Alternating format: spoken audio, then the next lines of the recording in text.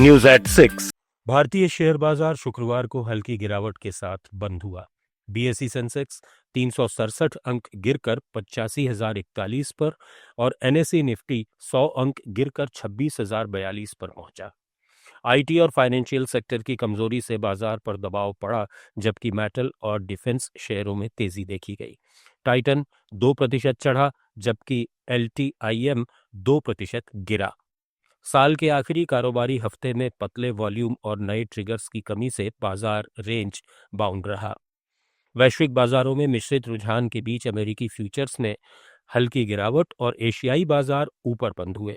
विशेषज्ञों का कहना है कि विदेशी निवेशकों की बिकवाली बढ़ सकती है, लेकिन घरेलू निवेशकों का समर्थन बाजार को संभाल लेगा। साल 2025 सराफा बाजार के लिए ऐतिहासिक रहा। सोने और चांदी की कीमतों ने रिकॉर्ड तोड़ते हुए निवेशकों को बम्पर रिटर्न दिए। बुधवार को सोने की कीमत ने 1,39,000 रुपये प्रति 10 ग्राम के पार पहुंचकर नया कीर्तिमान बनाया। वहीं चांदी ने औद्योगिक मांग और वैश्विक तेजी के दम पर 2,32,000 रुपये प्रति किलोग्राम का स्तर छू लिया। वैश्विक बाजार में स्पॉट गोल्ड $4480 प्रति ऑन्स के आसपास पहुंचा, जो केंद्रीय बैंकों की आक्रामक खरीदारी, भू राजनीतिक दबाव और ब्याज दरों में कटौती की उम्मीदों से प्रेरित रहा। विशेषज्ञ 2026 में सोने के लिए $4,900 से $5,000 और चांदी के लिए $85 से $90 प्रति ऑन्स की उड़ान देख रहे हैं। Let's mic news at 6। भारतीय आईटी कंपनी इन्फोसिस ने अपनी एआई फर्स्ट रणनीति मजबूत करने के लिए फ्रेशर्स की भर्ती में बड़ा बदलाव किया है। विशेषज्ञ तकनीकी भूमिकाओं के लिए प्रवेश स्तर की सैलरी को बढ़ाकर 21 लाख रुपए सालाना तक कर दिया गया है। कंपनी अब 20,000 फ्रेशर्स नियुक्त करने की योजना पर आगे बढ़ रही है। इसमें स्पेशलिस्ट प्रोग्रामर के लिए 3 स्तरों पर 11 से 21 लाख रुपए और डिजिटल स्पेशलिस्ट इंजीनियर के लिए 7 लाख रुपए तक का पैकेज ऑफर किया जा रहा है। ये कदम कंप्यूटर साइंस और संबंधित ब्रांच के इंजीनियरिंग ग्रेजुएट्स को आकर्षित करने के लिए उठाया गया है। भर्ती ऑफ कैंपस और ऑन कैंपस दोनों तरह से होगी।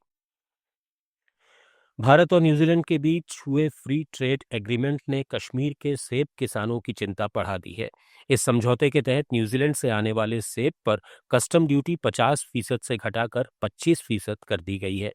कश्मीर के सेब किसानों का कहना है कि सरकार ने विदेशी सेब पर आयात शुल्क बढ़ाने का वादा किया था, लेकिन फैसला इसके उलट लिया गया। न्यू कश्मीर फ्रूट एसोसिएशन ने इस कदम को किसानों के हितों के खिलाफ बताया है। एफटीए के तहत पहले साल 32,500 टन और छठे साल तक 45,000 टन सेब आयात किए जाएंगे। किसानों को डर है कि सस्ते विदेशी सेब से घरेलू सेब की बिक्री पर सीधा असर पड़ेगा। और अब चलते चलते बात कानपुर की तंग गलियों में कभी टेम्पो चलाने वाले श्रवण कुमार विश्वकर्मा की।